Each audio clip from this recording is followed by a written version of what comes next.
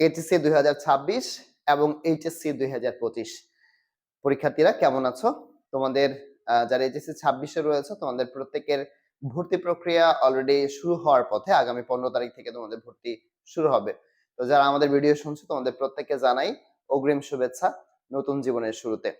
তো আমরা আজকে যে টপিকটা নিয়ে কথা বলবো সেটা হচ্ছে কমপ্লিটিং সেন্টেন্স, এবং কমপ্লিটিং সেন্টেন্সের একটা রুলস নিয়ে আমরা আজকে কথা বলবো, আর সেটা হচ্ছে কন্ডিশনালস। তো কন্ডিশনালস হচ্ছে এরকম একটা টপিক যে তুমি তোমার শুধুমাত্র এইচএসসি তে নয়, তুমি তোমার জীবনের যতগুলো কম্পিটিটিভ এক্সাম দিবে, সেটা জব এক্সাম থেকে শুরু করে যে কোনো রকমের কম্পিটিটিভ এক্সামে যখন তুমি অ্যাপিয়ার হবে, দেখবে যে কন্ডিশনালস থেকে কখনোই প্রশ্ন মিস হয় না। কন্ডিশনালস থেকে সবসময় একটা প্রশ্ন থাকে, যার কারণে আজকে আমরা ইন ডিটেইলস এই কন্ডিশনাল সেন্টেন্স নিয়ে কথা বলবো।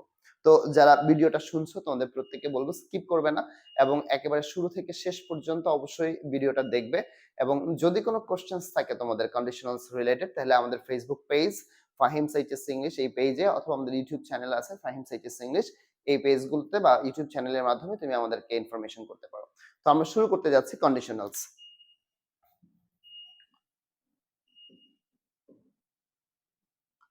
কন্ডিশনালস ইংরেজির অনেকগুলো ছোট ছোট টপিকস এর মাঝখানে এই কন্ডিশনালসটা হচ্ছে অনেক বেশি ইম্পর্টেন্ট বলে আমার কাছে মনে হয়।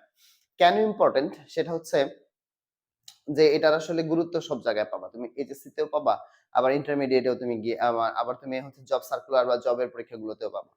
তো কন্ডিশনালস কত প্রকার? নরমালি আমরা যখন ছোট ছিলাম তখন আমাদেরকে পড়ানো হয়েছে যে কন্ডিশনালস হচ্ছে তিন প্রকার, বা আমরা তিন রকমের কন্ডিশনালস পাই। একটা হচ্ছে ফার্স্ট কন্ডিশনাল, একটা সেকেন্ড কন্ডিশনাল, একটা হচ্ছে থার্ড কন্ডিশনালস।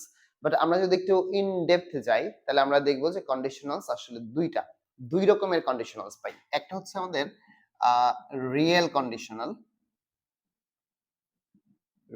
কন্ডিশনাল, আর দুই নম্বরে তুমি আরেকটা পাবা হচ্ছে আনরিয়েল কন্ডিশনাল। এই দুই রকমের কন্ডিশনাল সেন্টেন্স তুমি তোমার ইংরেজিতে পাবা, একটা হচ্ছে রিয়েল আর একটা হচ্ছে আনরিয়েল। তো রিয়েল কন্ডিশনাল কারা? যারা শুনছো তাদেরকে বলবো খাতা কলম নিয়ে বসে যাবে। তো রিয়েল কন্ডিশনাল হচ্ছে যেই কন্ডিশনালস গুলো দ্বারা আমরা, বা যেই শর্তমূলক বাক্য দ্বারা বাস্তবিক কোনো কিছুকে আমরা নির্দেশ করি, বাস্তবধর্মী কোনো কিছুকে আমরা নির্দেশ করি, সেগুলোকে আমরা সাধারণত রিয়েল কন্ডিশনালস বলি। আর আনরিয়েল কন্ডিশনাল কারা? আনরিয়েল কন্ডিশনালস হচ্ছে যে কন্ডিশনস গুলো বাস্তব নয় কিন্তু বাস্তবের মতো, অর্থাৎ অবাস্তবিক কোনো কিছু, কাল্পনিক কোনো কিছু, এরকম যখন আমরা কোনো কিছু পাই তখন সেগুলোকে আমরা আনরিয়েল কন্ডিশনালস বলি। তো রিয়েল কন্ডিশনালকে আবার তুমি দুইটা ভাগে ভাগ করতে পারবা। তো রিয়েল কন্ডিশনালকে কয়টা ভাগে ভাগ করতে পারবো? আমরা দুইটা ভাগে ভাগ করতে পারবো। হ্যাঁ, একটা হচ্ছে আমাদের জিরো কন্ডিশনাল, আর আরেকটা হচ্ছে আমাদের ফার্স্ট কন্ডিশনাল। জিরো কন্ডিশনাল এবং হচ্ছে ফার্স্ট কন্ডিশনাল। তো আমরা একেবারে প্রত্যেক ধরে ধরে আলাদা আলাদা কথা বলবো, জিরো কোনটা, ফার্স্ট কোনটা। আনরিয়েল কন্ডিশনালে যদি যাও তাহলে আনরিয়েল কন্ডিশনালকে তুমি আবার দুইটা ভাগে ভাগ করতে পারবা। একটা হচ্ছে তোমার সেকেন্ড কন্ডিশনাল, আর দুই নম্বরে হচ্ছে তোমার থার্ড কন্ডিশনাল। তাহলে আমি আবার বলতেছি, একটু রিপিট করতেছি, যে রিয়েল হচ্ছে বাস্তবধর্মী কোনো কিছুকে যখন নির্দেশ করে বা বাস্তবধর্মী যখন কোনো কিছুকে বোঝায় তখন আমরা সেটাকে বলি হচ্ছে রিয়েল কন্ডিশনাল। আর আনরিয়েল কোনটা? যেটা অবাস্তবিক, বাস্তব নয় কিন্তু বাস্তবের মতো, এরকম যখন কোনো কিছুকে নির্দেশ করে তখন আমরা সেটাকে বলি হচ্ছে আনরিয়েল কন্ডিশনাল।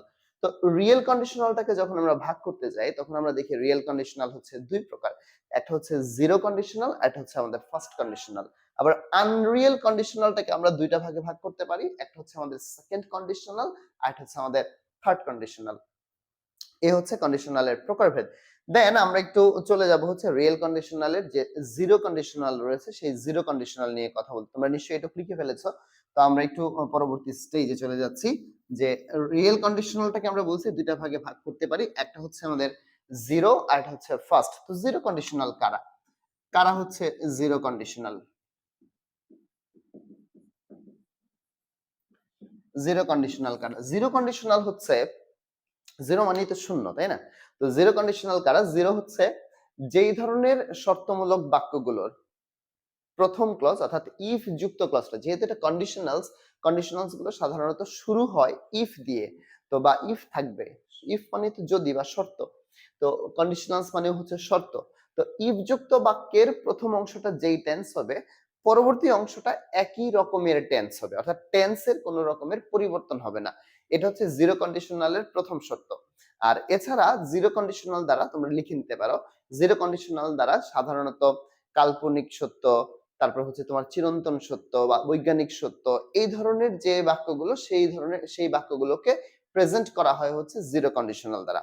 যেমন আমি যদি তোমাকে একটা এক্সাম্পল দেই, সাপোজ আমি তোমাকে বললাম যে if you heat ice it melts. খেয়াল করো একটা জিনিস, if you heat ice it melts. Ice মানে তো বরফ, তাই না?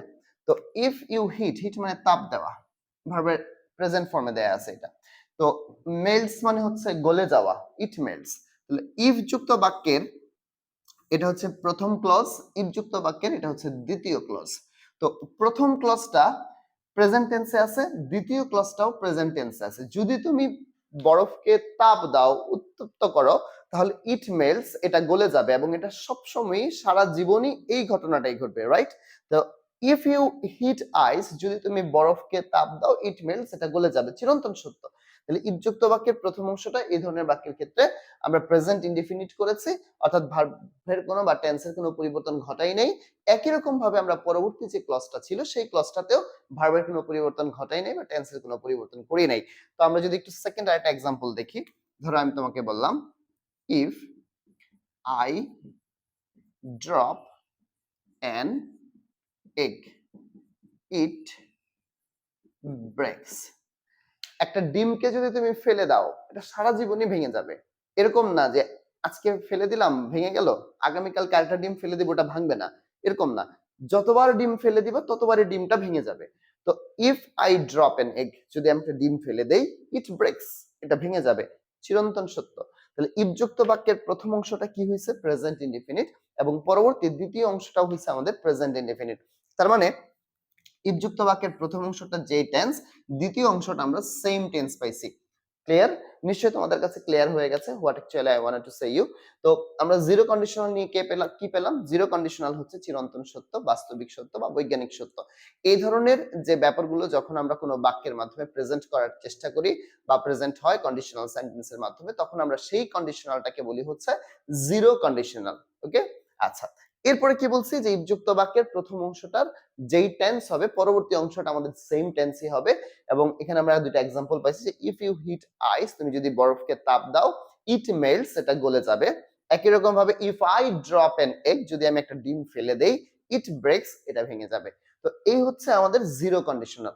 তারপর আমরা একটু চলো সেকেন্ড ওয়ানে চলে যাই। যেহেতু আমরা বলেছিলাম যে কন্ডিশনাল হচ্ছে প্রধানত দুই প্রকার, একটা ছিল হচ্ছে রিয়েল কন্ডিশনাল, আর হচ্ছে আমাদের আনরিয়েল কন্ডিশনাল। তারপর আমরা রিয়েল কন্ডিশনালের দুইটা প্রকার পাইছি, একটা ছিল হচ্ছে আমাদের জিরো কন্ডিশনাল, আর দুই নম্বর আমরা এখন যেটা নিয়ে কথা বলবো সেটা হচ্ছে আমাদের ফার্স্ট কন্ডিশনাল, যেটা আমরা বাচ্চাকাল থেকে পড়ে আসছি যে কন্ডিশনাল হচ্ছে তিন প্রকার, একটা হচ্ছে ফার্স্ট, সেকেন্ড, একটা হচ্ছে থার্ড। কিন্তু আমি একটু আজকে ভেঙে দিলাম যে না, কন্ডিশনাল হচ্ছে দুই প্রকার, একটা হচ্ছে রিয়েল কন্ডিশনাল আর একটা হচ্ছে কি আনরিয়েল কন্ডিশনাল। রিয়েলটাকে আমরা দুইটা ভাগে ভাগ করেছি, একটা হচ্ছে আমাদের কি জিরো, যেটা নিয়ে আমরা কথা বলেছি। এখন আমরা সেকেন্ড ওয়ান নিয়ে কথা বলবো, ফার্স্ট কন্ডিশনাল। তো ফার্স্ট কন্ডিশনাল কারা? ফার্স্ট কন্ডিশনালে আমরা ছোট কাল থেকেই একটা স্ট্রাকচার পড়ে আসছি, আর স্ট্রাকচারটা ছিল এরকম যে ইফ প্লাস হচ্ছে তোমার প্রেজেন্ট ইনডিফিনিট প্লাস হচ্ছে ফিউচার ইনডিফিনিট। এটা ছিল হচ্ছে আমাদের সব সময়কার জন্য আমাদের স্ট্রাকচার, তাই না? আমরা ছোটকাল থেকে এই স্ট্রাকচারটা পড়ে আসছি। কিন্তু এখানে আরো একটা স্ট্রাকচার দিয়ে আমরা ফার্স্ট কন্ডিশনালকে আনসার করতে পারি। সেটা কি? যে if plus present indefinite plus can oblique may oblique must oblique have to plus V1 plus object বা বাকি অংশ। এই যে স্ট্রাকচার, এই দুইটা স্ট্রাকচার দিয়ে কিন্তু আমরা আনসার করতে পারি আমাদের ফার্স্ট কন্ডিশনালকে। তাহলে আমি আবার একটু রিপিট করতেছি যে ফার্স্ট কন্ডিশনালে আমাদের দুইটা স্ট্রাকচার আছে, একটা হচ্ছে ইফ যুক্ত বাক্যের প্রথম অংশটা প্রেজেন্ট ইনডিফিনিট এবং পরবর্তী অংশটা হচ্ছে আমাদের ফিউচার ইনডিফিনিট। এবং ইফ যুক্ত বাক্যের প্রথম অংশটা যদি প্রেজেন্ট ইনডিফিনিট হয় তাহলে সেই ক্ষেত্রে আমরা পরবর্তী অংশে আমরা আরো একটা স্ট্রাকচার অ্যাপ্লাই করতে পারি, আর সেটা হচ্ছে can oblique may oblique must oblique have to plus V1 plus object. I think you are clear. তো আমরা একটু স্ট্রাকচার সাথে আমরা একটু চেষ্টা করব হচ্ছে বাক্যের মিল দেওয়া যায় কিনা, বাক্য দিয়ে আমরা একটু কাজ করার চেষ্টা করব। সাপোজ আমি যদি তোমাকে একটা এক্সাম্পল দেখাই, আমরা প্রথমে এই স্ট্রাকচারটা দিয়ে করব। হ্যাঁ, তো আমি বললাম যে if you study hard dash. যেহেতু আমরা কমপ্লিটিং সেন্টেন্স আনসার করব বা আমরা কমপ্লিটিং সেন্টেন্স করতেছি, কমপ্লিটিং সেন্টেন্সের কাজ হচ্ছে কি, কমপ্লিটিং সেন্টেন্স আমাকে একটা ইনকমপ্লিট বাক্য দেওয়া থাকবে, তারপর হচ্ছে আমাদের কি বাক্যটাকে কমপ্লিট করা লাগবে। তো এটা হচ্ছে ইফযুক্ত বাক্যের প্রথম অংশ। ইফযুক্ত বাক্যের কি অংশ? প্রথম অংশ। তো ইফযুক্ত বাক্যের প্রথম অংশ আমরা এখানে কি পাইতেছি, দেখো ইফ ইউ স্টাডি হার্ড, তাহলে এটা হচ্ছে ভার্বের এক নাম্বার, দ্যাট ইজ V1 বা প্রেজেন্ট ইনডিফিনিট টেন্স। লিপযুক্ত বাক্যের প্রথম অংশটা আমরা প্রেজেন্ট ইনডিফিনিট টেন্স পাইছি, এবং এটা কোন চিরন্তন সত্য বাক্য না, এটা একটা সিম্পল সেন্টেন্স, সিম্পল একটা বাক্য, নরমাল একটা বাক্য। ইফ ইউ স্টাডি হার্ড, তুমি যদি ভালো করে পড়াশোনা করো, তুমি কি করবে? ফলটা জানতে চাইছে। এই ফলাফলটা আমরা দিব পরের অংশে, এবং এই অংশে আমরা একটা পূর্ণাঙ্গ ক্লজ ব্যবহার করব, এবং সেই ক্লজে ব্যবহার হবে একটা fully future indefinite structure, that is সাবজেক্টের পরে শেল অথবা will plus V1 plus object. তাহলে আমরা যদি এটাকে আনসার করতে চাই, ইফ ইউ স্টাডি হার্ড, তুমি যদি কঠোরভাবে পরিশ্রম করো, তুমি জীবনে উন্নতি করবে। তাহলে তুমি ইউ স্ট্রাকচার থেকে, যেহেতু ফিউচার ইনডিফিনিট, সাবজেক্টের পরে শেল বা উইল, ইউ উইল উন্নতি করবে, শাইন জীবনে, ইন লাইফ। তাহলে if you study hard you will shine in life. আমরা এটাকে করতে পারি কি ফার্স্ট স্ট্রাকচার দিয়ে, if you study hard you will shine in life. এখন তুমি খেয়াল করো, ইফযুক্ত বাক্যের প্রথম অংশটা হয়েছে কি প্রেজেন্ট ইনডিফিনিট, এবং পরবর্তী যেটা আমরা পাইছি এখানে একটা সাবজেক্ট বসছে, তারপরে শেল বা উইল, ফিউচার ইনডিফিনিট আমরা জানি সাবজেক্টের পরে শেল অথবা উইল প্লাস হচ্ছে V1 প্লাস হচ্ছে অবজেক্ট, এটা আমরা বাচ্চাকাল থেকে পড়ে আসছি। তো সাবজেক্টের পরে আমাদের শেল বা উইল আসছে স্ট্রাকচার থেকে, দেন হচ্ছে V1, দেন হচ্ছে অবজেক্ট বা বাকি অংশ ইন লাইফ। তো এই হচ্ছে আমাদের ইফযুক্ত বাক্যের প্রথম অংশের বা ফার্স্ট কন্ডিশনালের ফার্স্ট স্ট্রাকচার, যেটাতে আমরা আনসার করতে পারি। তো তুমি যদি এরকম হয় যে না স্যার আমি সেকেন্ড স্ট্রাকচার দিয়ে আনসার করতে চাই, তাহলে কি করা যাবে না? এটাকে সেম বাক্যটাকে আমরা সেকেন্ড স্ট্রাকচার দিয়ে করতে পারবো না? অফকোর্স পারবো। ইফ ইউ স্টাডি হার্ড, তুমি যদি ভালো করে পড়াশোনা করো বা কঠোর হয়ে পড়াশোনা করো, তুমি জীবনে উন্নতি করতে পারবে। তুমি জাস্ট দেখো অর্থটা কি হইলো, you will shine in life, তুমি জীবনে উন্নতি করবে, ভবিষ্যৎ হবে ব্যাপারটা। আর তুমি জীবনে উন্নতি করতে পারবে, পারা, তাহলে পারা মানে ক্যান, তাহলে আমরা এটাকে আনসার করতে পারি ইউ জাস্ট উইল এর জায়গায় হয়ে যায়, যেহেতু পারবে, ক্যান শাইন ইন লাইফ। ঠিক আছে? তো if you can shine, if you study hard you can shine in life, তাহলে আমরা এখানে এটাও আনসার করতে পারি you can shine in life. তার মানে দেখো একটা ইফযুক্ত বাক্যকে সেটা যদি প্রেজেন্ট ইনডিফিনিট টেন্স হয় এবং যদি ফার্স্ট কন্ডিশনাল হয়, তাহলে আমরা দুইটা স্ট্রাকচারের যে কোনো একটা স্ট্রাকচার দিয়ে এটাকে আনসার করতে পারবো। আমার মনে হয় তোমরা আমাদের যে রিয়েল কন্ডিশনালের দুইটা প্রকারভেদ এটা নিশ্চয়ই তোমাদের কাছে ক্লিয়ার হয়েছে। তো আমি আবার বলতেছি, যখন আমরা রিয়েল কন্ডিশনাল পাবো, রিয়েল কন্ডিশনালে আমরা দুইটা প্রকার পাবো। একটা হচ্ছে আমাদের জিরো কন্ডিশনাল, জিরো কন্ডিশনালের প্রকারভেদটা বলেছি হচ্ছে জিরো কন্ডিশনাল ক্ষেত্রে আমরা বলেছি হচ্ছে ইফযুক্ত বাক্যের প্রথম অংশটা যদি আমাদের প্রেজেন্ট টেন্স হয় তাহলে পরবর্তী অংশটাও প্রেজেন্ট টেন্সের হবে, অর্থাৎ একই রকমের টেন্স হবে। দেন আমরা চলে এসেছি হচ্ছে ইফযুক্ত বাক্যের বাক্যটা যদি প্রেজেন্ট ইনডিফিনিট হয় তাহলে পরবর্তী অংশটা হচ্ছে আমাদের ফিউচার ইনডিফিনিট টেন্স, যেটা আমরা ফার্স্ট কন্ডিশনালে পড়ছি। এবং তারপর বলেছি আরো একটা স্ট্রাকচার দিয়ে আমরা এটাকে কাজ করতে পারি, সেটা হচ্ছে ইফযুক্ত বাক্যের প্রথম অংশটা যদি প্রেজেন্ট ইনডিফিনিট টেন্স হয় তাহলে সেই ক্ষেত্রে পরবর্তী অংশটাতে আমরা সাবজেক্টের পরে ক্যান অথবা মে প্লাস মাস্ট অথবা হ্যাভ টু প্লাস হচ্ছে আমাদের V1 প্লাস হচ্ছে অবজেক্ট, এই স্ট্রাকচারটা আমরা অ্যাপ্লাই করতে পারি সাবজেক্টের পরে। কিন্তু হ্যাঁ, সাবজেক্টের পরে ক্যান অথবা may oblique must oblique have to plus V1 plus object, এই দুইটা স্ট্রাকচার দিয়ে আমরা ফার্স্ট কন্ডিশনালকে আনসার করতে পারি। আমার মনে হয় তোমরা জিরো কন্ডিশনাল এবং first conditional, that is real কন্ডিশনালটা তোমরা নিশ্চয়ই বুঝতে পেরেছো। দেন আমি চলে যাব হচ্ছে আমাদের পরবর্তী যেটা আছে আনরিয়েল কন্ডিশনাল। আনরিয়েল কন্ডিশনাল নিয়ে আমরা একটু কথা বলবো। চলো যাই একটু আনরিয়েল কন্ডিশনাল নিয়ে কথা বলি, দেখা যাক কি আছে।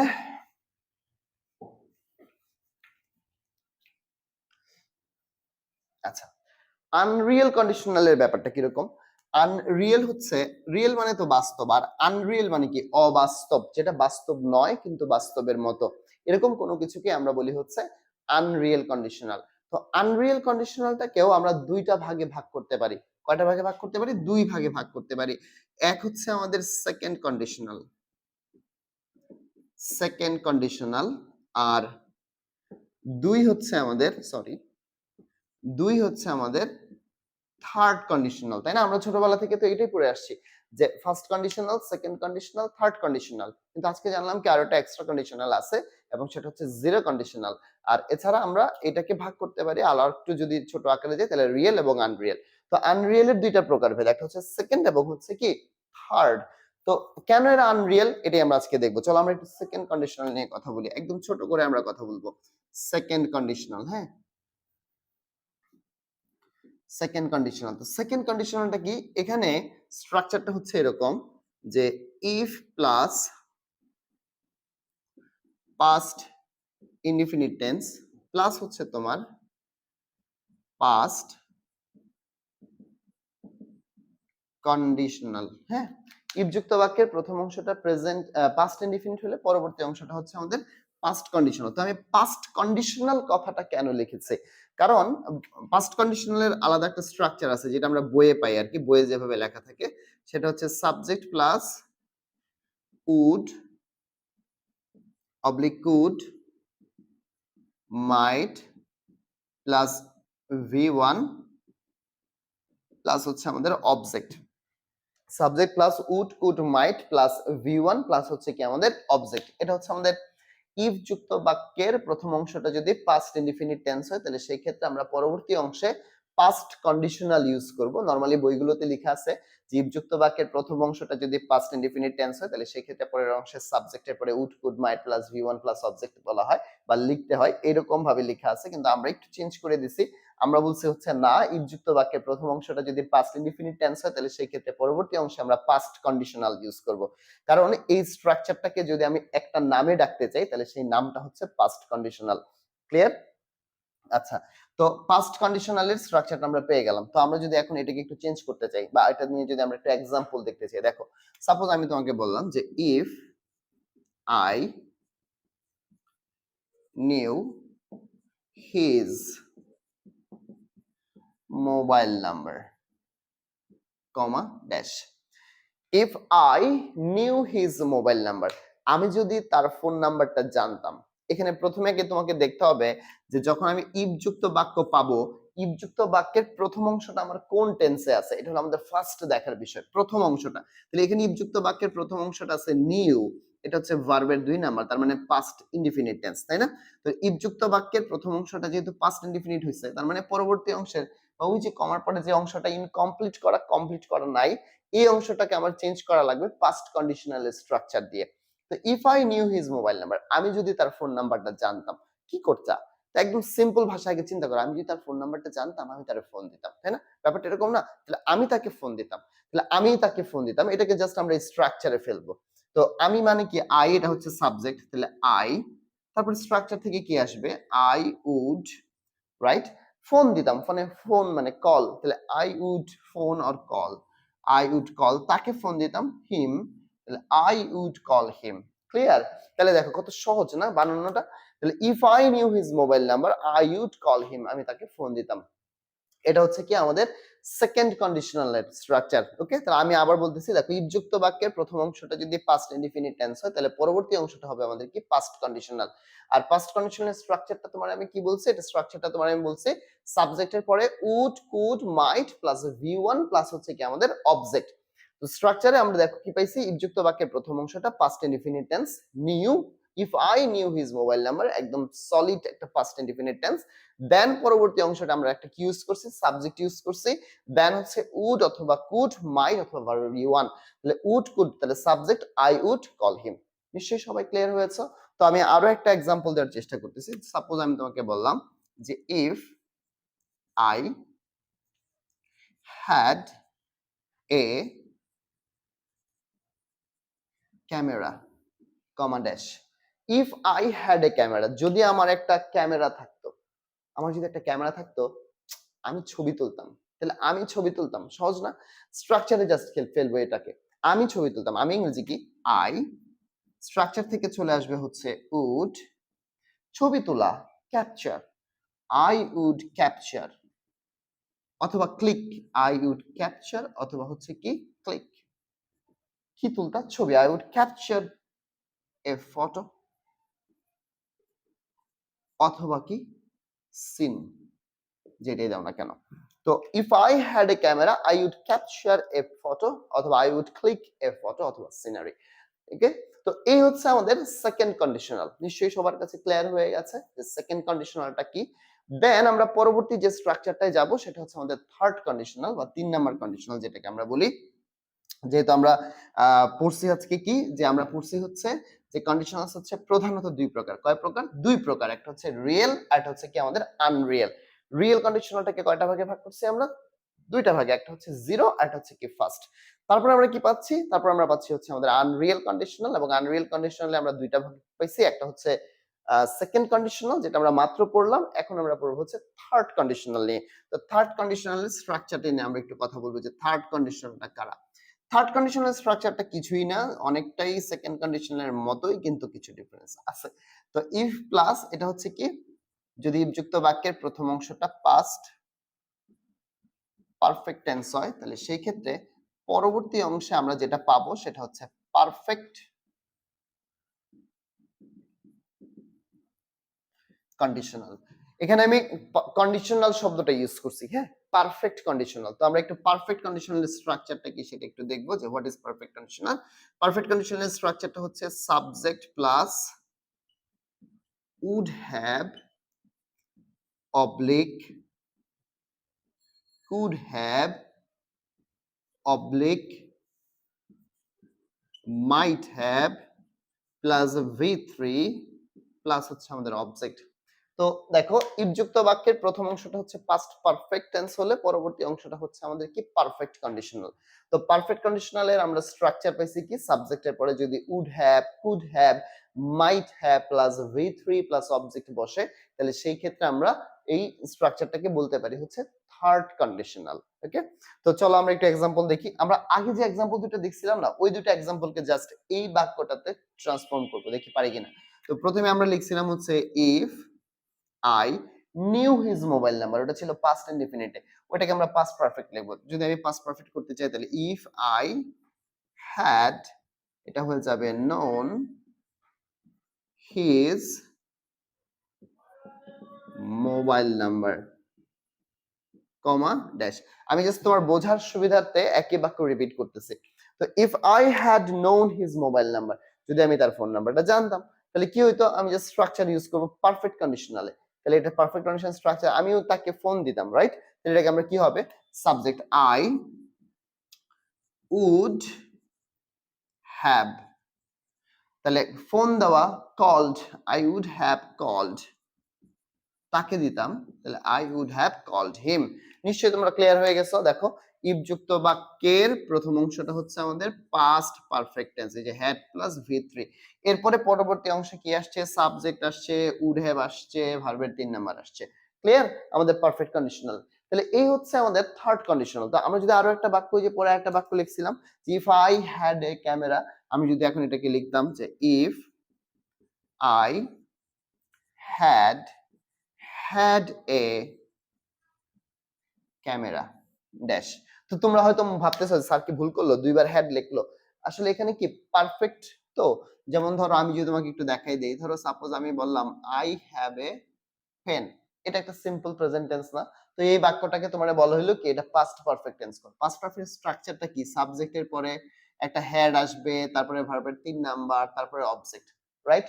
তো আমি যদি এই স্ট্রাকচার দিয়ে করি, তাহলে দেখো আই স্ট্রাকচার থেকে ঢুকতেছে হচ্ছে হ্যাড, ভার্বের 3 নাম্বার, এখানে ভার্ব হচ্ছে হ্যাভ, হ্যাভের 3 নাম্বার হচ্ছে had, I had a pen. নিশ্চয়ই বুঝছো কেন হ্যাড হয়েছে, যেহেতু এটা পাস্ট পারফেক্ট, এই জন্য হ্যাড হচ্ছে কি, এটা স্ট্রাকচারের হ্যাড, আর এটা হচ্ছে আমাদের কি, ভার্বের 3 নাম্বারের had. If I had had a camera, যদি আমার একটা ক্যামেরা থাকতো, আমি তারা কি করতাম, ছবি তুলতাম। তাহলে I would have clicked the video. ঠিক আছে? তো এই দেখো আমাদের স্ট্রাকচারটা আমরা অলরেডি পেয়ে গেছি। তাহলে ইফ যুক্ত বাক্যের প্রথম অংশটা যদি আমাদের ফার্স্ট পারফেক্ট টেন্স হয়, তাহলে পরবর্তী অংশটা হচ্ছে আমাদের কি পারফেক্ট কন্ডিশনাল। পারফেক্ট কন্ডিশনাল স্ট্রাকচারটা কি? সাবজেক্টের পরে would have, could have, might have plus ভি3 প্লাস অবজেক্ট। অর্থাৎ তুমি যখন কোনো কমপ্লিটিং সেন্টেন্সকে আনসার করবা, তুমি খুব সিম্পলি আগে বাংলাটা চিন্তা করবা। তারপর বাংলাটা চিন্তা করে তারপর তুমি এটাকে কি করবা? স্ট্রাকচার গুলোতে জাস্ট খালি বসাই দিবা। দেখবা খুব ইজিলি তুমি কমপ্লিটিং সেন্টেন্সটাকে আনসার করতে পারতেছো। তো কমপ্লিটিং আসলে খুব বেশি জটিল কিছু না। আমরা মনে করি অনেক বেশি জটিল। একটু যদি স্টাডি হার্ড করি তাহলে এটা কিন্তু খুব সহজ, এবং প্র্যাকটিস যদি রেগুলারলি করি তাহলে কমপ্লিটিং এর মতো ইজিয়েস্ট আনসার আসলে কোনো কিছু আর হইতে পারে না। তো এই হচ্ছে তোমাদের সাথে আমার আজকের ক্লাস। যদি তোমাদের কাছে মনে হয় যে আমাদের ক্লাসটা অনেক বেশি এফেক্টিভ তোমার কাছে এবং ফ্রুটফুল তোমার কাছে মনে হয়, তাহলে আমি তোমাকে বলবো যে যদি পসিবল হয় please click on the subscribe button and share our video with your friends. তো সবাই ভালো থাকবে। আগামী ক্লাস পর্যন্ত ইনশাআল্লাহ আগামী দিন তোমাদের চাহিদা অনুযায়ী যদি তোমাদের কোনো পছন্দ থাকে বা কোনো কথা থাকে যে স্যার আমাদের এই টপিকটার উপর ক্লাস দেন, তাহলে সেই ক্ষেত্রে সেই টপিকটা আমাদের কমেন্ট বক্সে জানিয়ে দিবে। আমরা ট্রাই করব সেই টপিকস এর উপরে নেক্সট ক্লাসগুলো কন্ডাক্ট করার। সবাই ভালো থাকবে। আল্লাহ হাফেজ।